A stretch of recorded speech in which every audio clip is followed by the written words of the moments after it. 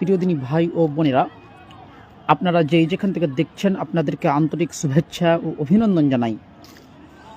প্রিয় দিনী ভাই ও বোনেরা, আপনারা কি আওয়াজ পাচ্ছেন? একটু কমেন্ট করে জানাবেন। আজকে আমরা সংক্ষিপ্ত আলোচনা করব। আমরা উঠতে বসতে চলতে ফিরতে যেসব শিরকগুলো আমরা করে থাকি, সর্বপ্রথম মনে রাখবেন, শিরক এমন এক অপরাধ, শিরক এমন এক পাপ যা আল্লাহ সুবহানাহু ওয়া তাআলা ক্ষমা করবেন না। আল্লাহ সুবহানাহু ওয়া তাআলা পবিত্র কোরআন সূরা নিসার মধ্যে আল্লাহ সুবহানাহু ওয়া তাআলা স্পষ্ট বলে দিয়েছেন, ইন্নাল্লাহা লা ইয়াগফিরু আন ইউশরাকা বিহি ওয়া ইয়াগফিরু মা দুনা। আল্লাহ সুবহানাহু ওয়া তাআলা বলছেন, মানুষ যেই সব ইন্নাল্লাহা লা ইয়াগফিরু আন ইউশরাকা বিহি, নিশ্চয় আল্লাহ সুবহানাহু ওয়া তাআলা শিরকের গুনাহ ক্ষমা করবেন না। তবে আল্লাহ সুবহানাহু ওয়া তাআলা অন্য পাপগুলো ক্ষমা করে দেবেন, শিরকের পাপ আল্লাহ সুবহানাহু ওয়া তাআলা কখনোই ক্ষমা করবে না। তো আমরা চলতে ফিরতে উঠতে বসতে যেই সব শিরকগুলো আমরা করে থাকি প্রায়, সেগুলো সংক্ষিপ্ত সময়ে আলোচনা করব ইনশাআল্লাহ। প্রিয় সুধীবৃন্দ, 1 নম্বর আমাদের শিরক হচ্ছে যে যখন স্বামী স্ত্রী বিশেষভাবে তারা এক অপরে কথা বলতে বলতে তখন স্বামী স্ত্রী এক অপরে বলে যে আমরা এখন সন্তান নিব না, সন্তান দেরিতে নিব, কিংবা এখন সন্তান নিব না। এই যে এই কথাগুলো বলে, এগুলোর মধ্যে শিরক রয়েছে। কেন? সন্তান দেওয়ার মালিক হচ্ছে একমাত্র আল্লাহ সুবহানাহু ওয়া তাআলা। সন্তান দেওয়ার একমাত্র মালিক হচ্ছে আল্লাহ সুবহানাহু ওয়া তাআলা। যদি স্বামী স্ত্রীতে বলে যে সন্তান নিব না, তাহলে এটা শিরকের মধ্যে চলে আসবে। এটা এক প্রকারের ছোট শিরক, শিরকে আসগরের মধ্যে এটা চলে আসবে। তারপরে আপনার 2 নম্বর হচ্ছে শিরকের মধ্যে আরেকটা হচ্ছে যে যখন সন্তান হয় না, তখন 2 বছর 4 বছর 5 বছর 7 বছর পর তখন স্বামী স্ত্রী কী করে, তখন কোনো পীর বাবা মাজার কবরের কাছে চলে যায়, পীর বাবার কবরের কাছে চলে যায় এবং কবরে গিয়ে সন্তান চায়। এই যে কবরে গিয়ে সন্তান চাওয়া, এটাও এক প্রকারের শিরক।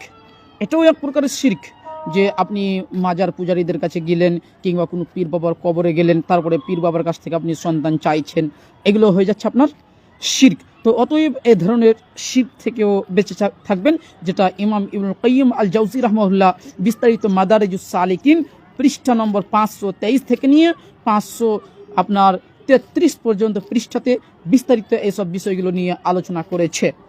তারপরে আমাদের আরেকটা শিরক, যেগুলো আমরা উঠতে বসতে আমরা বলে থাকি, যে ধরেন একজন আপনাকে কোনো কথা বললো, তখন আপনি হয়তোবা তাকে বললেন যে আল্লাহ এবং আপনি যা চান সেটাই হবে, কিংবা আল্লাহ এবং আপনি যদি চান তাহলে এই কাজটা অবশ্যই হবে। এই যে এই ধরনের আমরা মন্তব্য করে থাকি, এই ধরনের কথাবার্তা বলি, এটাও এক প্রকারের শিরক হয়ে যাবে। মুসনাদে আবি দাউদ আত-তায়ালিসি হাদিস নাম্বার 431 নম্বর হাদিসে এখানে হাদিস রয়েছে যে হুযায়ফা রাদিয়াল্লাহু তাআলা আনহু বলেন, নবী করিম সাল্লাল্লাহু আলাইহি সাল্লাম বলেছেন, লা তাকুলু, তোমরা এই কথা বলো না, মাশাআল্লাহু ওয়া শাআ ফুলানুন, যে আল্লাহ যেটা চাই এবং উমুকে যেটা চাই, তোমরা এই কথা বলো না, বরং তোমরা বলো যে মাশাআল্লাহু ওয়াহদাহু, একমাত্র আল্লাহ সুবহানাহু ওয়া তাআলা যেটা চাই ওটাই হবে। তো আমরা কথায় বলি যে তুমি এবং আল্লাহ সুবহানাহু ওয়া তাআলা যা চাই সেটাই হবে। এই যে এখানে আপনি মানুষের সাথে আল্লাহ সুবহানাহু ওয়া তাআলাকে সংযুক্ত করে দিলেন, অ্যাড করে দিলেন, এটাই হয়ে যাচ্ছে আপনার শিরক। আল্লাহর সাথে অন্য কাউকে সংযুক্ত করে দেওয়ার নামই হচ্ছে শিরক। তা আমাদের মধ্যে এই শিরকগুলো অনেক রয়েছে, যে আমরা চলতে ফিরতে উঠতে বসতে আমরা বলে থাকি যে তুমি এবং আল্লাহ সুবহানাহু ওয়া তাআলা যেটা চাই ওটাই হবে। তো এগুলো কথা হচ্ছে শিরক, এগুলো থেকে বিরত থাকবেন। যেটা ইমাম ইবনুল কাইয়্যিম আল জাওজি রাহমাহুল্লাহ তিনিও অসংখ্য শিরকগুলো নিয়ে আলোচনা করেছেন মাদারিজুস সালিকিনের মধ্যে। তারপরে হচ্ছে আরেকটা আপনার শিরক, যেগুলো আমরা প্রায় সময় বলে থাকি, যে যখন আপনার পায়ে কিছু ঠেস লেগে গেলো, যেটা আমাদের ভাষায় বলা হয়, কিংবা আপনি সামনে দিয়ে যাচ্ছেন, যেতে যেতে আপনার সামনে দিয়ে একটা বিড়াল অতিক্রম করে গেলো, বিড়াল চলে গেলো, তখন বিড়ালকে দেখে আপনি গাড়িটা দাঁড় করিয়ে দিলেন, গাড়িটা থামিয়ে দিলেন। আপনি বলছেন যে এখন যদি আমি গাড়ি নিয়ে চলে যাই তাহলে আমার হয়তো বা ক্ষতি রয়েছে, আমার অশুভ রয়েছে। এই যে এই ধরনের মন্তব্য করা, এগুলো হচ্ছে শিরক। সুনানে আবু দাউদ হাদিস নাম্বার 3910 নম্বর হাদিস, আল্লাহ নবী সাল্লাল্লাহু আলাইহি সাল্লাম স্পষ্ট বলেছেন যে আত্তিয়ারাতু শিরকুন, আপনার শুভ অশুভ কুলক্ষণ, এগুলো হচ্ছে সব শিরকের অন্তর্ভুক্ত। অতএব এ ধরনের শিরকগুলো থেকে বেঁচে থাকবেন। কেননা শিরক এমন এক পাপ যে আল্লাহ সুবহানাহু ওয়া তাআলা ক্ষমা করবে না। সূরা নিসাতে স্পষ্ট আল্লাহ সুবহানাহু ওয়া তাআলা বলে দিয়েছেন 116 নম্বর আয়াত, ইন্নাল্লাহা লা ইয়াগফিরু আন ইউশরাকা বিহি, নিশ্চয়ই আল্লাহ সুবহানাহু ওয়া তাআলা শিরকের গুনাহ ক্ষমা করেন না। তবে অন্যান্য পাপ যদি চাই আল্লাহ সুবহানাহু ওয়া তাআলা ক্ষমা করে দিবেন, তবে শিরকের পাপগুলো আল্লাহ সুবহানাহু ওয়া তাআলা ক্ষমা করবে না। অতএব এই ধরনের শিরক থেকে বেঁচে থাকবেন। শিরক করলে আল্লাহ সুবহানাহু ওয়া তাআলা আপনার জন্য জান্নাতকে হারাম করে দিবে। আল্লাহ সুবহানাহু ওয়া তাআলা পবিত্র কোরআন সূরা মাইদা 72 নম্বর আয়াতে আল্লাহ সুবহানাহু ওয়া তাআলা বলেছেন, ইন্নাহু মা ইউশরিক বিল্লাহ, যে ব্যক্তি আল্লাহ সুবহানাহু ওয়া তাআলার সাথে শিরক করবে, ফাকাদ হারামাল্লাহু আলাইহিল জান্নাহ, আল্লাহ সুবহানাহু ওয়া তাআলা তার জন্য জান্নাতকে হারাম করে দিবে।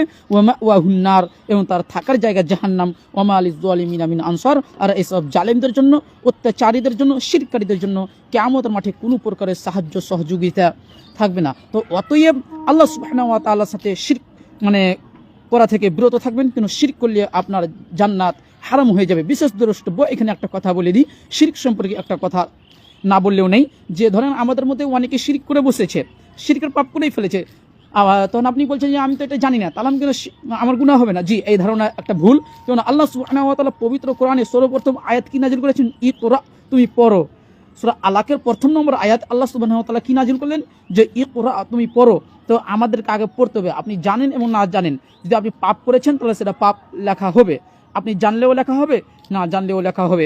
অতএব শিরক সম্পর্কে আপনারা বেশি বেশি জানার চেষ্টা করুন। কেননা শিরক এমন পাপ যে আপনি যেই সব নেকি করেছেন সব নেকিকে শেষ করে দিবে। ধরেন আপনি একটা গাছ লাগিয়েছেন, ওই গাছে আপনার ফল খাওয়ার জন্য আপনি গাছ লাগিয়েছেন, কিন্তু ফল অন্য একজন খেয়ে নিচ্ছে, তাহলে আপনার কষ্ট কতটা হয় আপনি অনুধাবন করবেন।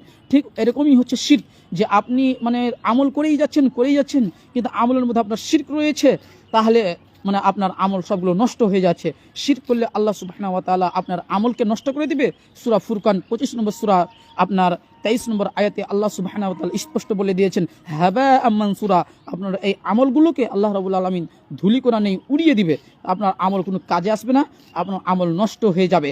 তা এখানে আরেকটা কথা না বললেও নয়, যে আমাদের মধ্যে যারা শিরক করে ফেলেছে অলরেডি, তারা এখন হয়তো বা মনে মনে ভাববে যে আল্লাহ সুবহানাহু ওয়া তাআলা তো বলেছে শিরকের গুনাহ কখনোই ক্ষমা করবে না, তাহলে কি আর আমরা কোনোদিনই ক্ষমা পাবো না? জি, দেখেন এখানে একটা বিশেষ কথা, যে আপনি শিরক করে ফেলেছেন, এখন কোনো রাস্তা আছে কি? জি হ্যাঁ, রাস্তা আছে। আল্লাহ সুবহানাহু ওয়া তাআলার নিকটে তওবা করেন, আল্লাহ সুবহানাহু ওয়া তাআলা ক্ষমা করে দিবে। কোনো পীর বাবার কাছে যাইতে হবে না, একমাত্র আল্লাহ সুবহানাহু ওয়া তাআলার নিকটে ক্ষমা চান, আল্লাহ সুবহানাহু ওয়া তাআলা আপনার এই শিরকের পাপকে ক্ষমা করে দিবে। হ্যাঁ, ক্ষমা কেমন করবে না, কোন হিসাবে ক্ষমা করবে না? যে ধরেন আপনি মরণের সময় চলে এসেছেন, যেটা আল্লাহ রাব্বুল আলামিন সূরা কিয়ামার আয়াত নম্বর 26 এবং 27 আল্লাহ সুবহানাহু ওয়া তাআলা স্পষ্ট বলেছেন, কাল্লা ইদা বালাগাত তারাকিয়া ওয়া কিলা মান রাক, যখন আপনার কাল্লা কখনো নাই, যখন আপনার রূহ আপনার কণ্ঠনালী পর্যন্ত এসে পৌঁছে যাবে, এবং তখন বলা হবে যে কি আছে যে আমাকে ঝাড়ফুঁক দিয়ে এখন বাঁচাবে, তো আল্লাহ সুবহানাহু ওয়া তাআলা তখন আপনাকে আর সময় দিবে না। আল্লাহ সুবহানাহু ওয়া তাআলা সূরা মুনাফিকুনে স্পষ্ট বলে দিয়েছেন, ওয়া আনফিকু মিম্মা রাযাকনাকুম মিন ক্বাবলি আন ইয়াতি আহাদাকুমুল মাউত ফায়াকুলু রাব্বি লাউলা আখরাতানি ইলা আজালিন করিব ফাআসাদদাকা ওয়া আকুম মিনাস সলিহিন। তখন আপনি বলবেন, আল্লাহ একটু সময় দাও, ফাআসাদদাকা ওয়া আকুম মিনাস সলিহিন, আল্লাহ তুমি একটু সময় দাও, আমি দান করে ভালো মানুষ হতে চাই। তখন আল্লাহ সুবহানাহু ওয়া তাআলা আপনাকে সময় দিবেন না। তো শিরক করেছেন, যাই করেছেন, ক্ষমা আল্লাহ সুবহানাহু ওয়া তাআলার কাছে চান মৃত্যুর পূর্বেই। আপনার যখন কণ্ঠনালী পর্যন্ত মৌত পৌঁছে যাবে, আপনার কণ্ঠনালী পর্যন্ত যখন রূহ পৌঁছে যাবে, তখন আপনি বলবেন যে আল্লাহ আমাকে সময় দাও, আমি এখন বুঝতে পেরেছি যে আমি এইগুলো শিরক করে ফেলেছি, আল্লাহ তুমি একটু সময় দাও, আমি তওবাটা করে নিই। তখন আর আপনাকে সময় দেওয়া হবে না, তখন আর আপনার তওবা গ্রহণযোগ্য হবে না। তো যখন আমরা শরীর সুস্থ রয়েছে, ভালো আছেন, এমন তো অবস্থায় আপনি শিরক করে ফেলেছেন, তো এমন তো অবস্থায় আপনি আল্লাহ সুবহানাহু ওয়া তাআলার নিকটে ক্ষমা চান, আল্লাহ সুবহানাহু ওয়া তাআলা ক্ষমা করে দিবে। কিন্তু যদি আপনি শিরক করে মারা যান, তাহলে আপনার এই অপরাধ আল্লাহ সুবহানাহু ওয়া তাআলা ক্ষমা করবে না, আপনাকে সর্বশেষে জাহান্নামে যেতে হবে। শিরককারীদের জন্য তার থাকার স্থান হচ্ছে জাহান্নাম। তো অতএব আপনাকে শিরক থেকে শিরক করলে আপনি অবশ্যই জাহান্নামে চলে যাবেন। কেননা শিরক যে করে ওই ব্যক্তি হচ্ছে মুশরিক, তথা ওই ব্যক্তি কাফের, যেটা আল্লাহ সুবহানাহু ওয়া তাআলা রাসূল সাল্লাল্লাহু আলাইহি ওয়াসাল্লাম সহিহ বুখারীর হাদিসের মধ্যে হাদিস নাম্বার 3350 নম্বর হাদিসে আল্লাহ নবী সাল্লাল্লাহু আলাইহি সাল্লাম স্পষ্টভাবে ঘোষণা করে দিয়েছে, ইন্নী হারামতুল জান্নাত আলাল কাফিরিন, আমি কাফেরদের প্রতি জান্নাতকে হারাম করেছি। তো আল্লাহ সুবহানাহু ওয়া তাআলা কাফেরদের প্রতি জান্নাতকে হারাম করে দিয়েছে, তো অতএব শিরককারীরা জান্নাতে যাবে না। তো অতএব আল্লাহ সুবহানাহু ওয়া তাআলার সাথে শিরক করা থেকে বিরত থাকবেন, আল্লাহ সুবহানাহু ওয়া তাআলার সাথে শিরক করা থেকে বিরত থাকবেন, কেননা শিরক করলে আপনার আমলগুলো নষ্ট হয়ে যাবে, শিরক করলে আপনার আমলগুলো বাতিল হয়ে যাবে। হ্যাঁ, কয়েকজন ভাই কমেন্ট করেছে আমাদেরকে যে আক্তারুল হাসান ভাই কমেন্ট করেন জয়েন করুন। জি ভাই, এখন মানে জয়েন করার সময় নয়, এখন বেশি সময় নেই, মাগরিবের সময় হয়ে এসেছে, ঘনিয়ে এসেছে। তারপরে বাবলু কুমিল্লাতে কমেন্ট করেছেন আসসালামু আলাইকুম। ওয়ালাইকুম আসসালাম ওয়া রাহমাতুল্লাহি ওয়া বারাকাতুহু। তারপরে আরেকজন ভাই কমেন্ট করেছেন, আপনার আব্দুল মুত্তালিব ভাই কমেন্ট করেছে যে আসসালামু আলাইকুম, খুবই সুন্দর আলোচনা জাহাঙ্গীর ভাইজান, আপনাকে আল্লাহর জন্য ভালোবাসি, আল্লাহ আপনাকে ভালো রাখুক, শুকরিয়া, জাযাকুমুল্লাহু খাইরান, ওয়ালাইকুম আসসালাম ওয়া রাহমাতুল্লাহি ওয়া বারাকাতুহু। আর কিছু মানে ভাই রয়েছে যারা বিরূপ মানে কমেন্ট করে, যারা মানে শিরকের ডিলারি, যারা শিরক করে দিনরাত, তারাই বিরূপ মন্তব্য করবে।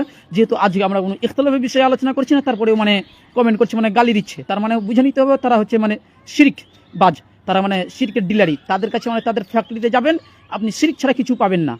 আপনি বিশেষ করে মাজার পূজারীদের কাছে যাবেন, শিরক ছাড়া আপনি কিছুই পাবেন না তাদের কাছে তো কোনোদিন কোরআন হাদিস পাবেন না।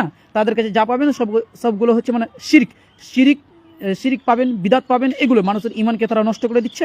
তো দর্শক মণ্ডলী, আমরা ইনশাআল্লাহ প্রতিদিন চেষ্টা করব শিরক বিদাত নিয়ে আলোচনা করার, কিন্তু এই দুইটি পাপ এমন পাপ যে মানুষের নেকিকে শেষ করে দেয়। এই দুইটি পাপ, শিরক এবং বিদাত, এই দুইটি পাপ এমন জঘন্য পাপ যে এই দুইটি পাপ মানুষের নেকিকে শেষ করে দেয়। তো এই জন্য আমরা সংক্ষিপ্ত সময়ে আলোচনা করব শিরক এবং বিদাত নিয়ে। প্রতিদিন ইনশাআল্লাহ চেষ্টা করব শিরক এবং বিদাত, যেগুলো আমরা চলতে ফিরতে উঠতে বসতে আমরা করে থাকি, সেসব শিরকগুলো নিয়ে আমরা ইনশাআল্লাহ বিস্তারিত আলোচনা করব, একের পর এক লাইভে এসে আলোচনা করব ইনশাআল্লাহ। তো আরেকটা কথা বলে দিই, আজকে লাইভে যেটা আমার নতুন আইডি রয়েছে জাহাঙ্গীর বিন বাক্কার, ওটা ইন্ডিয়ান সময় 6টা থেকে সন্ধ্যা 6টা থেকে লাইভে আসবো ইনশাআল্লাহ। মানে একজন মানে হানাফি মুকাল্লিদ দাবি করেছে যে কাকের গোশ খাওয়া হালাল। আব্রাদার রাহুল হাফিজাহুল্লাহ আপনার তাজকিরাতুর রশিদ থেকে রশিদ আহমদ গাঙ্গুহির ফতোয়াটা নকল করেছে, যে রশিদ আহমদ গাঙ্গুহি বলেছে যে কাকের গোশ খাওয়া হালাল, কাকের মাংস খাওয়া হালাল। তখন ওই মুকাল্লিদ কি করেছে, ব্রাদার রাহুল হাফিজাহুল্লাহর বক্তব্যকে সম্পূর্ণ খণ্ডন না করতে পেরে তিনি মানে আবার পাল্টা জবাব দিয়েছে, প্রমাণ করার চেষ্টা করেছে যে কাকের গোশ খাওয়া হালাল, যেহেতু কোরআন হাদিসে নেই যে কাকের গোশ খাওয়া নিষিদ্ধ, কোরআন হাদিসে নেই, এই জন্য ওনার কাছে মানে হালাল উনি দাবি করেছে। তো ইনশাআল্লাহ আমরা আজকে 6টা থেকে আর মাগরিবের পর, এখন তো বাজছে ইন্ডিয়ান সময় আপনার 4টা 46 বাজছে, তো 6টা থেকে আপনার ইনশাআল্লাহ কোরআন হাদিস দ্বারা প্রমাণ করব কাকের গোশ খাওয়া হারাম, কোরআন হাদিস দ্বারা প্রমাণ করবো ইনশাআল্লাহ। আমরা কোনো যুক্তির দিকে যাব না, কোনো ইমাম থেকেও নকল করবো না, সরাসরি কোরআন হাদিস থেকে স্পষ্ট আমরা নকল করব যে কাকের গোশ খাওয়া স্পষ্ট হারাম। তো আপনারা অবশ্যই ইনশাআল্লাহ চ্যানেলে যুক্ত হতে পারবেন, যদি আপনারা চান তো দলিল ভিত্তিক আপনারা আলোচনা করতে পারবেন অ্যাড হয়ে, যে কাকের গোশ খাওয়া যাদের নিকটে হালাল তারা আলোচনা করতে পারবেন ইনশাআল্লাহ। আমাদের নিকটে হারাম, কোরআন হাদিসে হারাম রয়েছে, সেটা আমরা স্পষ্ট প্রমাণ করে দিব। তো আজকের মতো লাইভটি এখানেই বন্ধ করছি। তো সর্বশেষ আপনাদের নিকটে একটা আবেদন যে আপনারা লাইভটি বেশি বেশি করে শেয়ার করবেন, কেন যেসব শিরকগুলো মানুষ মানে করে থাকে এগুলো সংক্ষিপ্ত আলোচনা করেছি। আপনার একটা শেয়ারের জন্য অনেক মানুষ শিরক থেকে হয়তো বা বিরত থাকতে পারবে, তখন আপনিও একটা নেকি পেয়ে যাবেন। কেন রাসূল সাল্লাল্লাহু আলাইহি ওয়াসাল্লাম বলছেন মান দাল্লা আলা খায়রিন, যেই ব্যক্তি মানে আপনাকে ভালো কাজের দিকে কাউকে আহ্বান করবে, তো ওই ব্যক্তি যে নেকিটা করবে ওই নেকির পরিমাণ আপনিও পাবেন, কিন্তু তার নেকি কম করা হবে না। তো আপনি অবশ্যই ভিডিওটা বেশি বেশি করে শেয়ার করে দিবেন, যাতে করে মানুষ শিরক থেকে বাঁচতে পারে। কেন শিরক হচ্ছে জঘন্য অপরাধ, আপনার শিরক মানুষের ঈমানকে নষ্ট করে দেয়। তো আল্লাহ সুবহানাহু ওয়া তাআলার নিকটে সর্বশেষ দোয়া করি, হে আল্লাহ তুমি আমাদের প্রত্যেককে শিরক থেকে হেফাজতে রাখুন, বিদআত থেকে হেফাজতে রাখুন, আমিন। এখান থেকে আজকের মতো লাইভটি বন্ধ করছি। আসসালামু আলাইকুম ওয়া রাহমাতুল্লাহি ওয়া বারাকাতুহু।